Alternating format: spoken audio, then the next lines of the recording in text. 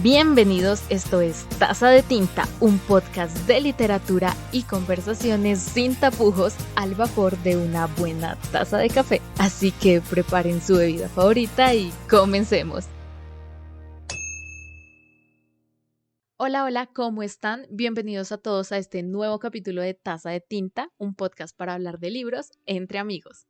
Aquí me encuentro de nuevo con Diana, que es maravillosa, apoteósica, encantadora. ¿Cómo estás, Diana? ¿Cómo te fue esta semana? Hola, Mafe. Pues la verdad, estoy muy apenada con nuestro público. ¿Por qué?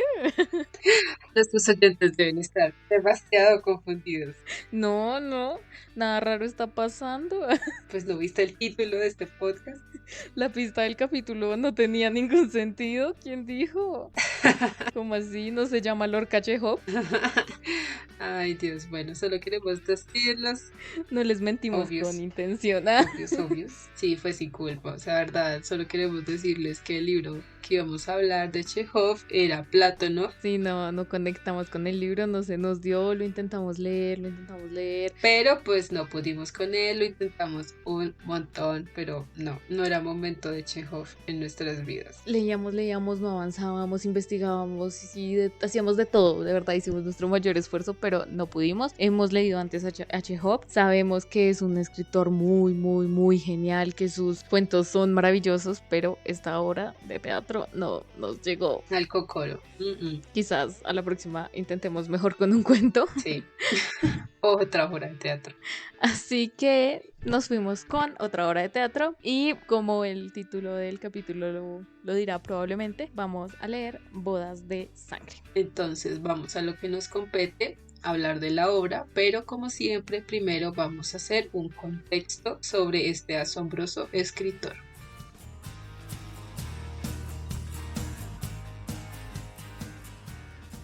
Bien, para que nos ubiquemos un poco en la vida del autor, su trabajo, el contexto y demás, les vamos a dar una información clave para entender mejor a Federico García Lorca.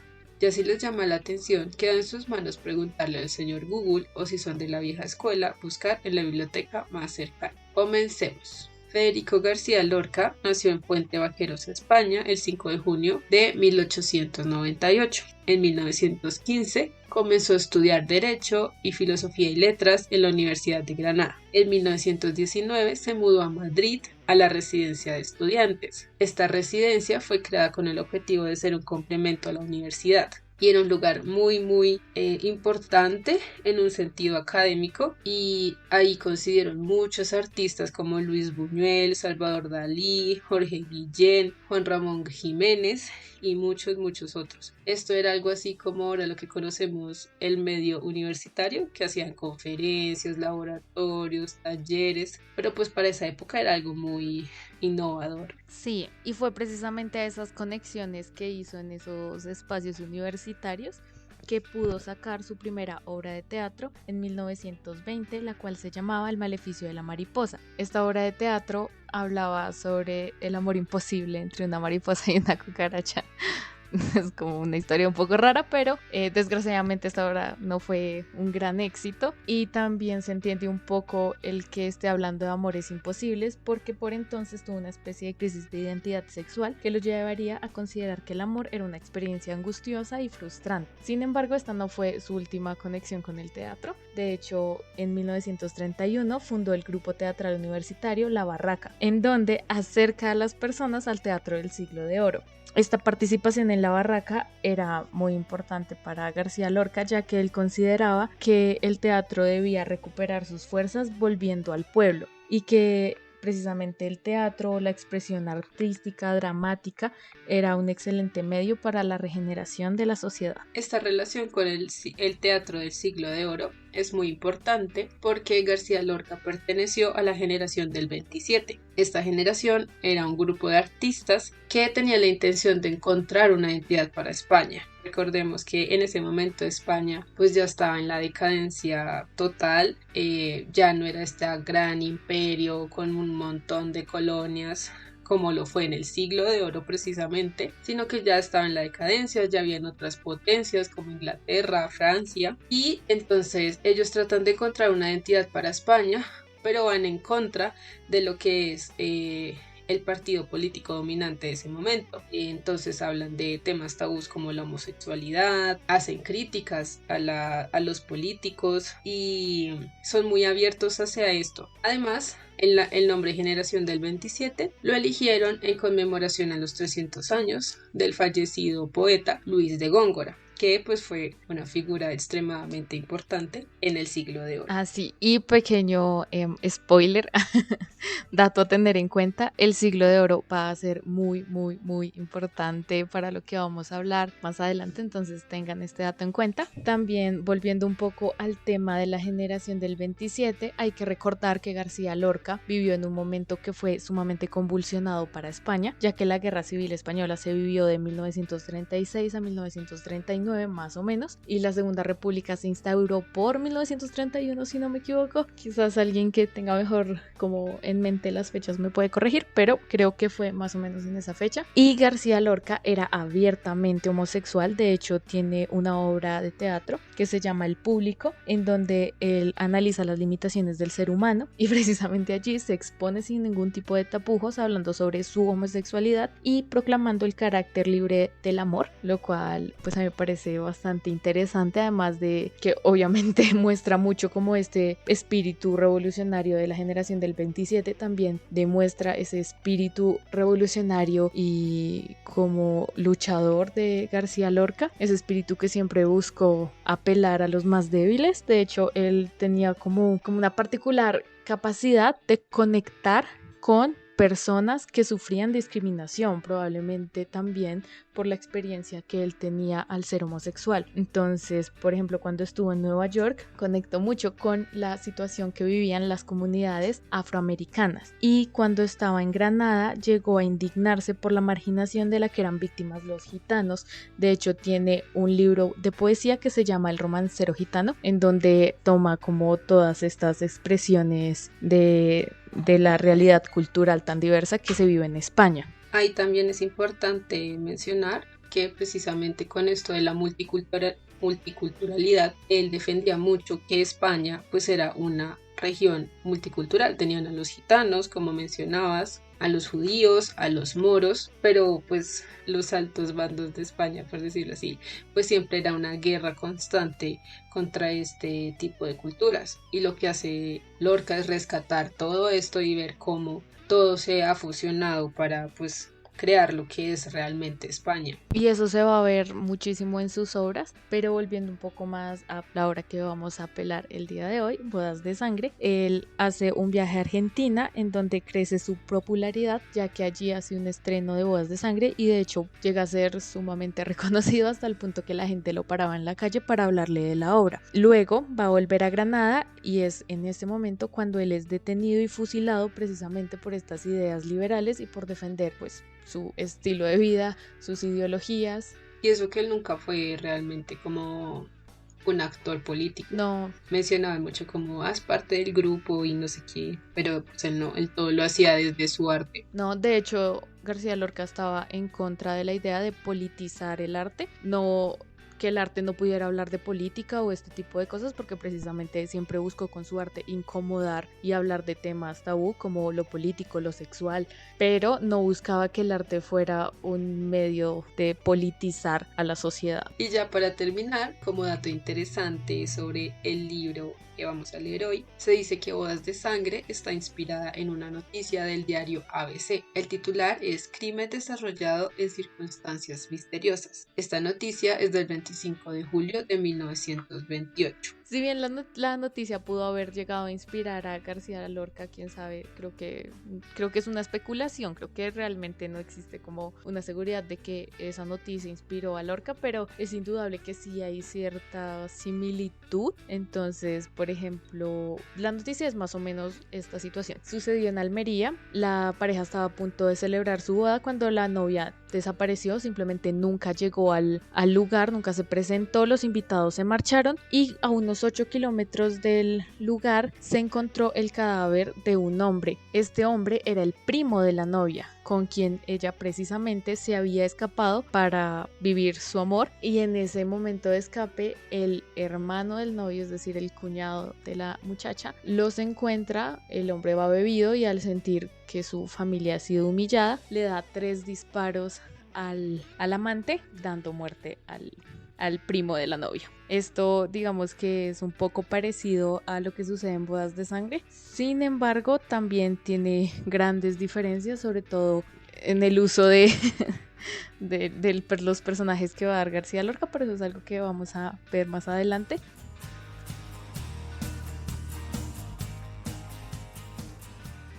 Antes de discutir esta obra de teatro les vamos a contar la historia, pero les prometemos que la experiencia de lectura vale totalmente la pena. Además, nos gustaría contarles que Bodas de Sangre está en la colección de Libro al Viento. Allí pueden descargarlo como PDF o como ebook y de una vez conocen el gran catálogo que tiene Libro al Viento. Les dejaremos el link de descarga en nuestra página web. Y sí, hay spoilers, así que no se admiten quejas.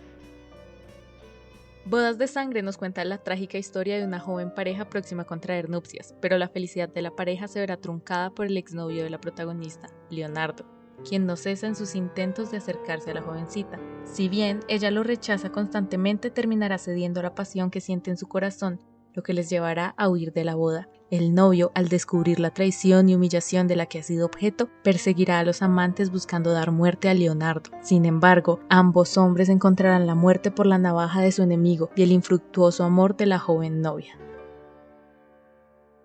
Bueno, ahora que ya todos conocemos la historia de Bodas de Sangre, nos gustaría empezar con la discusión. Pero antes vamos a hacer algo un poco diferente a lo que vinimos haciendo en los capítulos pasados, porque en este episodio nos vamos a basar en 2 conceptos que para ambas fueron como muy claves en el momento en que nos acercamos al texto. Sí, exacto. Esto de los conceptos los vamos a dividir como en 2 partecitas, que sería unos que es la tragedia y la segunda la diferencia entre honor y honra. Entonces el primero, hablando de la tragedia, pues recordemos que la tragedia viene de los griegos, que eran unas obras de teatro, y bueno, tiempo después Aristóteles hace una poética de la tragedia. Y ahí él nos habla de cómo la tragedia hace que el espectador tome conciencia de lo que le está pasando al personaje, compartir el dolor con ese personaje y generar una reflexión. Cómo yo actuaría sobre esa situación, como qué hubiera hecho yo, qué decisión hubiera tomado. Y siempre lo más importante con las tragedias es que nos lleva a la catarsis, es decir, el sentir con. Siempre es muy importante ese ponerse en los zapatos del personaje. Y el segundo concepto del que queremos hablar es el de la honra, específicamente en el sentido en que se ve reflejado en los dramas de honra.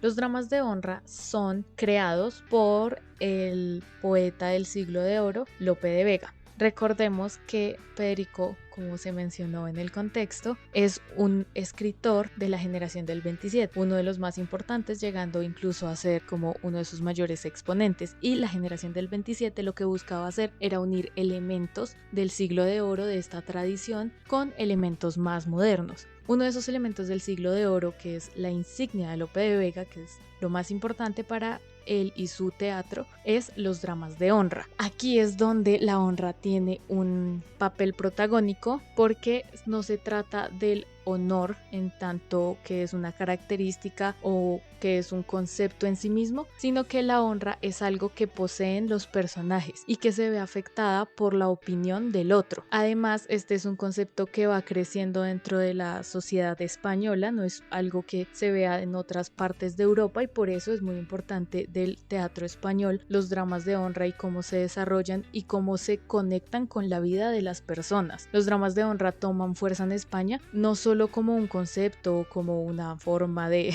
ver el teatro, como unas historias que se están contando, sino tienen sentido porque se conectan con las personas y sus vidas. Recordemos que en España hay como toda esta afluencia multicultural donde se encuentran judíos, moros, cristianos, y en el siglo de oro llega a una tensión, el punto máximo en donde todas las personas se ven acorraladas un poco a tener que cambiar de religión, y aquí es donde comienzan a verse todos estos dramas de quienes pueden ser respetados en su honra como viejos cristianos y cuáles nuevos cristianos son lo suficientemente honrosos para no ser afectados por la opinión. Y por eso es muy importante los dramas de honra y la relación con la honra dentro del contexto español y dentro del teatro español y su historia. Sí, acá es importante decir que pues Lope de Vega, como mencionabas, es el que hace de estos dramas una singularidad española, es decir, no es una singularidad humana, sino una singularidad española, del español hecho y derecho, Sí. por decirlo de alguna manera. Y también es importante hacer la distinción entre honor y honra, porque esta es otra cosa que hace Lope de Vega, y es empezar a hacer obras de teatro o historias con gente no de la alta sociedad, por decirlo así, es decir, reyes, príncipes, caballeros, sino gente del común que pueden estar en cualquier lado y que, recordemos la tragedia, el público va a sentirse realmente relacionados a ellos, porque pues solo hay un rey. En cambio pues hay muchos, no sé, leñadores, carpinteros, lo que quieren es hacer respetar su honra, porque la honra pertenece a alguien, o sea, pertenece a sí mismos, y por eso es importante para ellos defender. A distinción del honor, que pues el honor es una dimensión social de la persona, porque pues es un rey, porque es un príncipe o porque es un caballero. En cambio la honra pues es de todos. Y también, como mencionaba Mafe ahorita, la honra por eso está relacionada con la opinión de los demás. En el texto que leímos sobre este concepto, que es de Américo Castro, el drama de la honra en la literatura dramática, él pone un ejemplo. Era un rey, ¿cierto? No, alguien que le escribe al rey, ¿cierto? Sí, es un nuevo cristiano que le está escribiendo al rey para pedirle que no le envíe más jamón, porque precisamente él, como nuevo cristiano, está acostumbrado a no comer cerdo, y digamos que ese es como un mandato pequeño que en ese momento no era tan grave ni tan clave estar pendiente de lo que la gente comía o no comía. Entonces él le escribe al rey y le dice como: aprecio mucho sus regalos y aprecio mucho que me envíe piernas de cerdo, sin embargo preferiría que no lo hiciera porque solamente las como cuando hay personas, entonces se están dañando, así que mejor cómaselas usted. no más piernas de cerdo. Después eso va a ser muy clave en cómo todo el mundo está pendiente de si come o no come cerdo, de si va a misa los domingos o los sábados o qué hace. Exacto, siempre esa distinción de nuevo cristiano y cristiano viejo. Entonces es eso, ¿qué opina la gente de uno? Y cómo yo defiendo eso que se está diciendo todo el tiempo de mí. Entonces este señor pues solo come cerdo cuando lo están viendo. De resto, pues yo no como eso, gracias. Esperamos que haya quedado claro. Sí. Si no, pues nos avisan.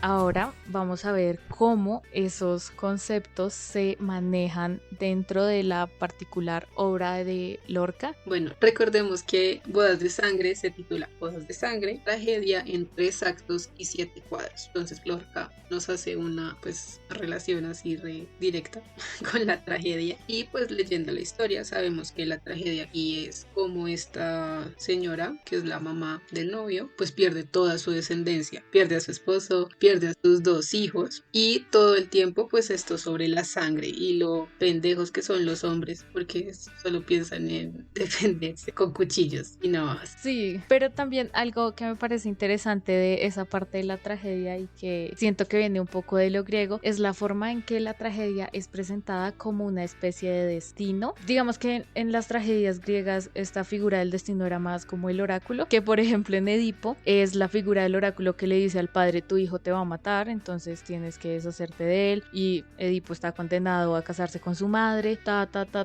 y hacen de todo para evitarlo, pero igual sucede. Creo que aquí esa parte de la tragedia funciona de una forma muy similar, porque siempre nos están haciendo esas como guiños, esas sugerencias de que van a terminar en un duelo con cuchillos, en un duelo con cuchillos, en un duelo con cuchillos. Tu abuelo murió por el cuchillo de la misma familia de Leonardo, tu hermano murió por culpa de Leonardo. Es la otra, ¿no? Que Leonardo es el culpable, o sea, la familia de Leonardo es los culpables de la desgracia de la familia del novio. Sí. Además, solo el monólogo de la madre, ¿no? Cómo comienza la obra con este monólogo sobre la sangre. Ahí ya, pues, guiño directo también. Y que ella siempre está hablando de los cuchillos, siempre. Uh-huh. Y de que su hijo terminó en el suelo. Y ahí también con el tema de Leonardo, de la familia, es que esa es una de las particularidades de la obra, que los personajes no tengan nombre, pero bueno, que la familia de Leonardo sea quienes matan a la familia del novio, y ese tema de las castas. El tema de las castas me parece interesante porque algo por lo que se peleaba mucho en estos dramas de honra era por esas castas puras, era por alegar que se tenía una casta digna. Y en cierta forma la madre hace como una especie de alegoría a la idea de que a su esposo y a su hijo les truncaron la vida, pero que eran hombres dignos, que eran hombres honrosos, que eran hombres que mantenían la honra. Y es directamente una pelea de castas. Okay. Y ella siempre está diciendo como no, es que la casta de él está sucia, está manchada de sangre, está ta. Y digamos, lo de las castas también entra a jugar cuando la madre comienza a criticar a la novia y a decir como, pero es que, como esas críticas de que la madre no quería al padre de la novia, como decir, pero pues ella fue una mala mujer, y como en cierta forma su hija está condenada a ser esa misma mala mujer para mi hijo, y yo no la quiero con mi hijo, además de que ella estuvo relacionada con la casta de Leonardo, quienes son unos asesinos. Y eso es paradójico, ¿no? Porque la mamá es la que obliga al hijo a luchar por su honra, a salir detrás de Leonardo. Sí, ella es la acorrala, bueno, entre ella y la novia. Y ella misma dice, ha llegado otra vez la hora de la sangre. O sea, ya sabe que se va a morir de su hijo, e igual lo mata. También es importante como uno de los leñadores dice que vale más muerto desangrado que vivo con ella podrida, porque no defendió la honra. Entonces es preferible que se haya muerto pues luchando por su honra que estar vivo y casado con una infiel, ¿no? Y digamos también al final la novia se enfrasca en defender su honra. Exacto. Cuando todo termina y los dos personajes aparecen muertos, ella lo que más recalca es que no la tocaron. O sea, no la tocaron, yo sigo pura. Uh-huh. Aquí nada pasó, sí, yo me fugué el día de mi boda, esas cosas pasan, pero mi honra está intacta, y es lo que, y de hecho en un momento ella dice algo así como, mi honra está intacta y eso es lo que importa. Exacto.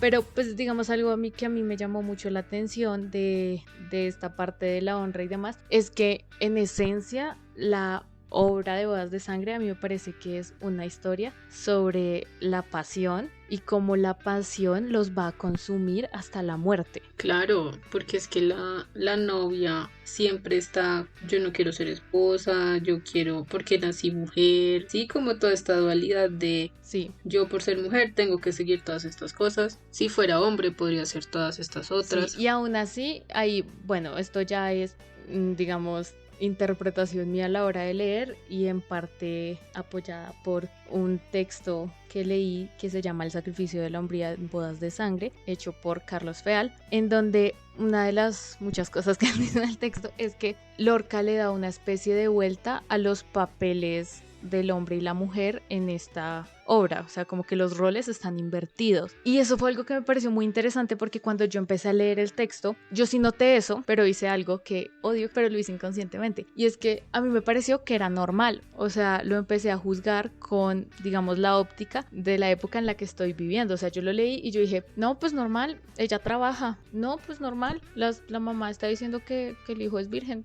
o sea, como que no vi que era lo raro de ese tipo de afirmaciones y de ese tipo tipo de escenas, hasta que leyendo este texto, él hace como una afirmación donde dice como es que la novia en cierta forma es un poco el macho, mientras que los hombres en la obra están un poco como tirando hacia el estereotipo de la mujer y el ideal de lo que la mujer tiene que representar en teoría. Entonces eso fue algo que me pareció muy interesante porque la novia siente una pasión desbordada por Leonardo, por esa misma pasión desbordada por Leonardo es la que la lleva a rechazar casarse con Leonardo, porque él en un momento la acusa y le dice tú no te casaste conmigo porque yo no tengo plata, y ella le dice no es cierto, yo no me casé contigo porque tú puedes mucho y yo estoy como tan enamorada de ti, tan tragada de ti, tan apasionada por ti que me va a arrastrar, o sea el amor por ti me va a arrastrar a una cárcel en donde yo no quiero estar. Y ella ve esa pasión y ese amor como esa prisión a la que todas las otras mujeres de la obra se han acomodado, empezando por la esposa de Leonardo, que la esposa sabe que Leonardo se va a las 3 de la mañana, está embarazada, el man se fuga con otra, pero ella no puede hacer más, incluso hasta el final ella defiende a Leonardo y dice que es buen hombre y de todo, pero pues él le falló en muchos niveles. Claro. E incluso Leonardo, que se supone que es el más macho, o que parece más macho en comparación al novio, que la mamá lo defiende diciendo que es virgen, diciendo que es puro, incluso él mismo cuando le hacen cumplidos diciendo que es muy macho, él dice que no. Cuando la criada le dice que conoció a su abuelo, que su abuelo era un hombre muy macho como él le dice como no, yo soy más chiquito, como desestimando ese cumplido que le hicieron. Y eso pues me parece un poco interesante porque Leonardo igual termina de la misma forma y de todas formas termina arrastrado por lo que la novia diga. O sea, él no se roba a la novia, él se escapa con la novia cuando la novia le dice que sí. O sea, ella tiene una autonomía y un poder que es lo que le interesa tener. Eso es lo que ella está intentando conservar, porque ella de hecho lo dice. Porque yo me fui con el otro, me fui, tú también te hubieras ido, yo era una mujer quemada, llena de llagas por dentro y por fuera, y tu hijo era un poquito de agua de la que yo esperaba, hijos, tierra, salud, pero el otro era un río oscuro, lleno de ramas, que acercaba a mí el rumor de sus juncos y su cantar entre dientes. Lo que ella está diciendo ahí es que esa pasión la estaba quemando, que la pasión por Leonardo era demasiado fuerte, pero que ella no quería dejarse llevar por esa pasión y por eso escogió al novio que le podía brindar hijos, tierra y salud, mientras que Leonardo era todo como ese río oscuro lleno de ramas y eso era lo que podía calmar su pasión, pero ella no se quería dejar llevar por esa pasión ni doblegar por la fuerza que ella veía en Leonardo y por el amor. Y eso es algo muy chévere porque ella va a ser quien los lleve a la desgracia a los dos hombres, ella y todo ese sistema en medio de todo ese sistema que los obliga a ambos a defender su honor, a él al robársela y al novio al ser robado. Ellos tienen que defender ese sistema en el que pues son los machos y las mujeres son las guardianas del sistema que las aprisiona, irónicamente. Claro, es que todo el tiempo siempre se está hablando de esos papeles, ¿no? O sea, solo como mencionaba ahorita, ella siempre está como no, pero es que las mujeres se quedan acá y después no, pero yo tengo que ser una esposa buena, yo tengo que acompañar a mi marido siempre. Sí. Y después no, pero es que Leonardo es pasión y un camino difícil, pero pues es el que siempre me va a llevar. Y después, pues sí, el novio es bueno y está bien, pero pues me voy a sentir muerta en vida. Entonces ella siempre está en esa cuestión. Y porque además tiene que tener muchos hijos. Igual que el novio también estaba como, pues yo me tengo que casar, ¿no? Porque así toca, así me dijeron que tocaba. Eso es como lo que los hace más hombres. También todo eso.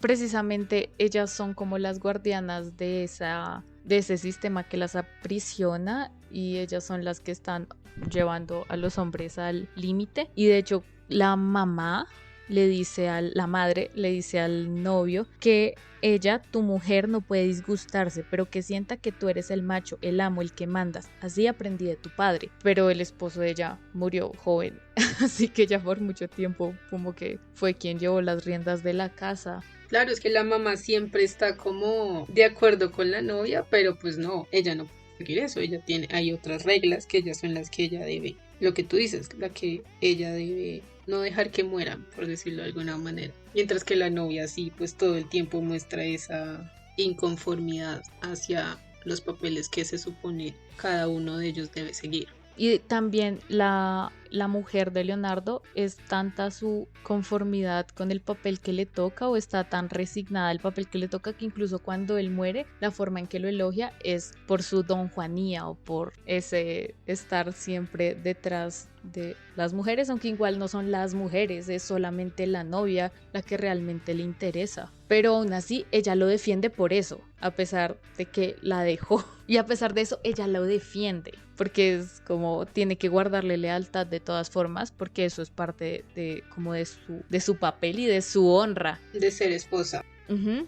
Y también ahí ellas están cuidando la opinión, ¿no? Porque la mamá tiene que llevar a que su hijo defienda la honra porque ese es el papel que a ella le corresponde. Si ella no hace eso, no está defendiendo su honra y la de su casta. Uh-huh. Y lo mismo pasa con la mujer. Ella tiene que defender lo que su esposo hizo y que haya muerto y defenderlo como esposo porque ahí ella está cuidando su honra como la mujer de Leonardo, pero también está cuidando a la casta que son los hijos, el que trae en el vientre y el que ya está nacido, el grandecito. Que también Leonardo es como todo mal padre cuando le dicen cómo está el niño y él todo como cuál niño. También tengo que decir que yo me divertí mucho leyendo Bodas de Sangre. No, es genial. Si Maus fue una lectura emocional, esta fue una lectura emocionante. Sí, sí. Yo me la pasé riéndome, no, fue muy divertido.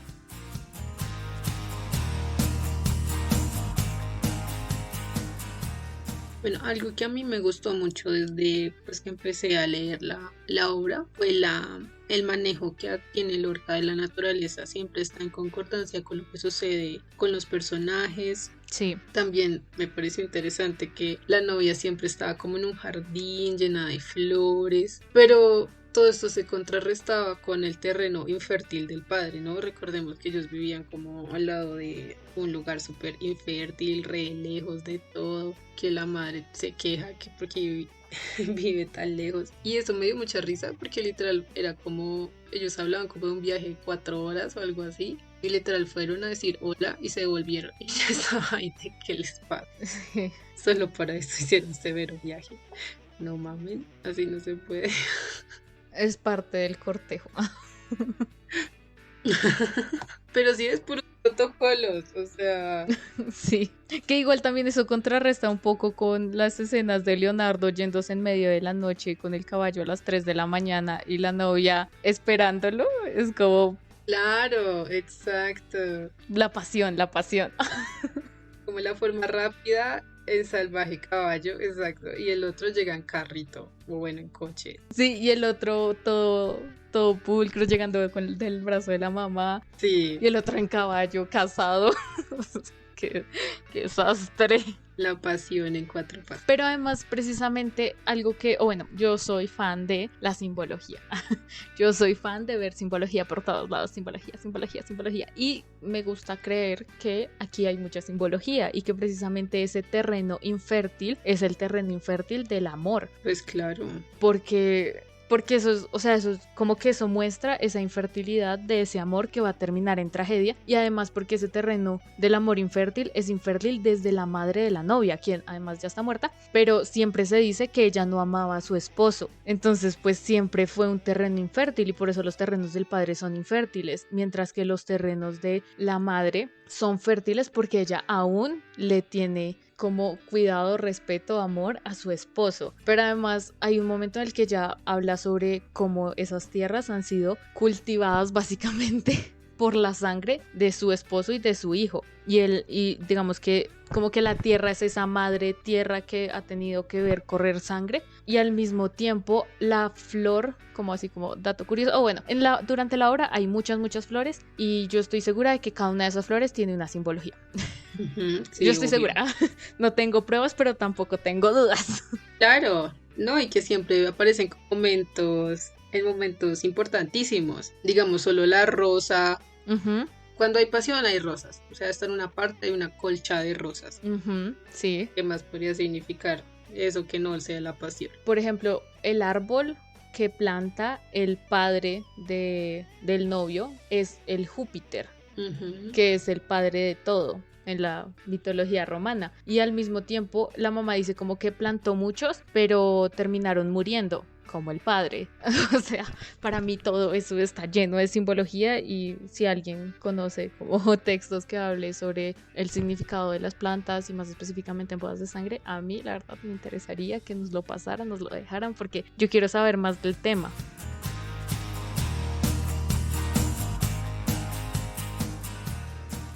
Hay algo también muy hermoso sobre esta obra en particular, es toda la poesía que podemos encontrar, sobre todo en los coros, que eso también es muy importante porque pues en la tragedia griega el coro era como esta voz celestial de fondo que había por ahí. Sí. Pero ya aquí Lorca lo que hace es que los coros siempre son como un leñador, las sirvientas, las muchachas que acompañan a la novia, sí, siempre como gente, no sé cómo decirlo, que no se tomaría muy en cuenta, digamos, en una tragedia, como hablábamos al principio. Y de nuevo regresamos a lo que hablábamos en el contexto, y es esta importancia que le da Lorca a tener a todo el mundo en cuenta y a la multiculturalidad que tiene España, y pues que todos tienen algo que decir. Digamos, algo que a mí me gustó mucho de esos coros es, digamos, ya viendo el libro como completo, la obra completa, que se divide en estos 3 cuadros. Entonces en el primer cuadro es solamente el diálogo entre la madre y el hijo y tales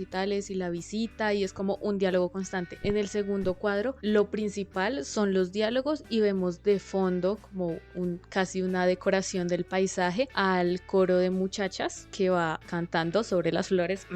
Y en el tercer cuadro ya tenemos un coro fuerte narrado por los leñadores, la mendiga y la luna, y que la mendiga y la luna son casi que lo mismo en esta figura de la muerte y de la anticipación de la pelea, ¿no? Y yo siento que eso es algo muy interesante en cómo se va construyendo la tensión narrativa, porque los coros no entran de sopetón, entra de suavecito a suavecito a suavecito, y en esta última escena en donde vamos a ver la pelea y la muerte es donde los coros están allí para ejercer presión, para ejercer como esa última tirada de emoción. Y creo que ahí es donde como se va construyendo una tensión en crescendo de a poquitos, así tú, hasta push. Como que parece no sé, una orquesta, y va subiendo la música y ¡puf! Mueren. Porque además ni siquiera nos muestran la pelea. Y también es interesante en cómo en estos 3 cuadros va pasando por el paisaje español. Entonces los primeros 2 paisajes de los 2 primeros cuadros son muy parecidos, como unas plantaciones, flores por aquí, flores por allá, un desierto, todo como suave, o sea, muy airado, muchos espacios abiertos, libres, pero cálidos. Mientras que en el último cuadro, no solo por la noche de la luna roja y la muerte y demás, sino que es este bosque frondoso, hay leñadores, o sea, eso ya nos dice que el paisaje está cambiando. Y recordemos que Leonardo es un río fuerte, es precisamente esa rendirse a la pasión desbordada y abrumadora lo que va cambiando esos paisajes. Como que al inicio tenemos unos paisajes suaves, cálidos, porque es un espacio seguro, el novio es un espacio seguro, no es un amor apasionado y desbordado, sino es algo tranquilo, suave, mientras que Leonardo es esta fuerza salvaje, descomunal, nocturna, rojo pasión, y eso se ve reflejado en los coros y en los paisajes que nos está mostrando García Lorca. A mí me parecía increíble como solo leyendo, o sea, yo me imagino este escenario así con esa luz azul que él menciona,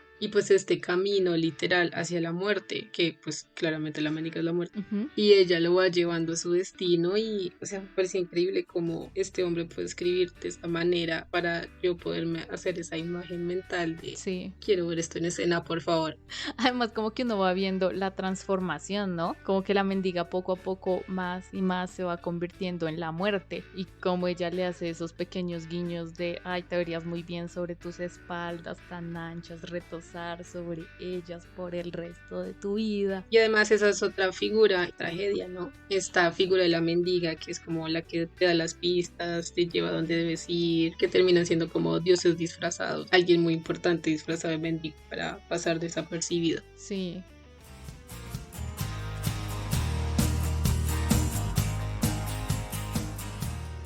Quizás lo último que nos faltaría hablar sería el tema de que no haya nombres. ¿Por qué no hay nombres? ¿Qué significa? A mí me pareció excelente porque de nuevo esto es algo que le puede pasar a cualquiera. Así de sencillo, que no quiera seguir lo que se supone tiene que hacer, casarse con el fulano porque es de la familia rica o lo que sea, no sé. Y también me pareció interesante que el único que tiene nombre pues es Leonardo, Exacto. o sea, nombre propio para el villano, por decirlo así, Para la tentación. sino para la tentación, exactamente. A mí me gustó que no hubieran nombres porque era como leer un chisme. Leer un chisme. Sí, era como, no, y es que la novia se fue con Leonardo. ¡Ah! Se fue con Leonardo. Sí, ¿y el novio qué hizo? Pues el novio hizo esto. A mí eso me pareció muy chévere. Además que en el siglo de oro hay como toda esa cuestión de mandarse como indirectazos en los poemas y que todo era así como, es que tú, es que tales, es que... Y me siento que es como un poco esa mezcla que hacen en la generación del 27. Además de todos estos elementos conceptuales, como tomar estos elementos de forma de la tragedia griega. Estas cosas así como chismosas y tomarlas y de una forma muy fresca y nueva. Claro, y relacionado con la honra al cielo. Ajá, exacto. Y es que siento que es algo como diferente. O sea, siento que eso que no haya nombres es como esa parte moderna, pero al mismo tiempo tomar el del drama de la honra es lo que le da ese toque de siglo de oro y que lo hace sentir tan natural juntos. A mí me encantó. O sea, yo me senté y me la leí en una tarde muy feliz, muy emocionada. Yo estaba como, oh por Dios, se van a fugar. O sea, yo no sé, fue demasiado emocionante leerlo. Es que uno no puede parar de leer, ¿no? Sí. Uno no puede parar de leer. Y además tú sabes cómo va a terminar. Exacto, uno ya sabe, pero pues uno sigue ahí como, no, Dios mío santo. Sí, es que es como, no sé, como desde el principio tú sabes, o sea, tú estás desde el inicio leyéndolo y es como primera entrada de la madre con este monólogo sobre la sangre y la muerte, que es como, este va a terminar muerto, pero aún así uno no puede parar de leerlo. Es genial, es espectacular. A mí, no, yo me emocioné tanto. Y ahí, digamos, yo también lo relacioné resto con Lope de Vega, que pues yo leí El Caballero de Olmedo, y es igual, o sea, uno desde el principio sabe qué va a pasar, y todo esto siempre es lo mismo, ¿no? Todos estos dramas prácticamente siempre es la misma historia, sí, pero los escriben tan bien que uno no puede dejar de ver, o sea, bueno, de verlo, de leerlo, así no se haga la imagen mental. No, sí, de ver.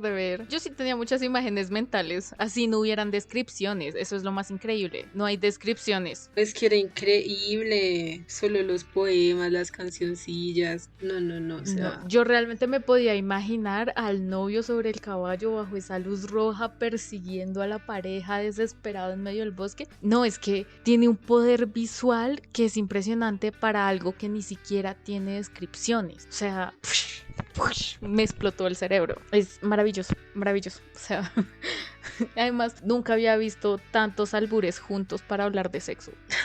Nunca. O sea, eso me pareció tan gracioso. Yo estaba muerta de la risa. Gracias, Lorca. Sí, todo era una insinuación sexual constante. Bodas de Sangre bien podría ser convertido en un reggaetón muy fino. Claro, la pasión, el erotismo.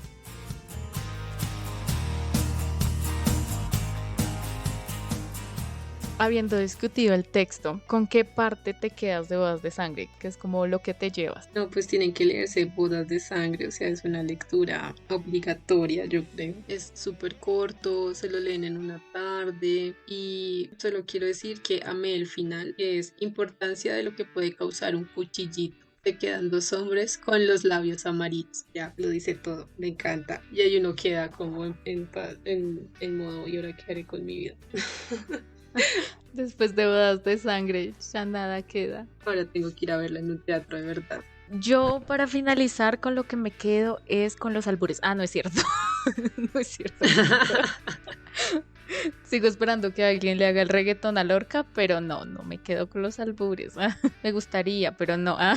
Me quedo con la capacidad de construir imágenes de Lorca. Creo que es lo más impresionante de este texto. Nunca pensé que realmente me iba a poder imaginar tantas cosas sin que siquiera haya una mínima descripción de los paisajes. O sea, yo podía ver toda España en este libro sin nunca haber pisado España. Y más aún me quedo con este Lorca revolucionario que le da la vuelta a los papeles. Y más pensándolo en el contexto de ser un hombre homosexual en un país profundamente conservador para el momento en el que se encontraba encontraba, como toma lo tradicional, le imprime su sello, le imprime la modernidad y le da la vuelta completamente para contar sus propios sentires.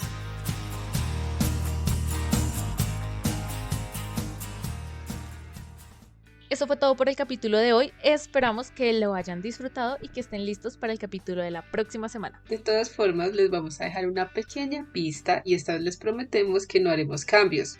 No es verdad, no podemos hacer esa promesa, como ya pudieron haberse dado cuenta.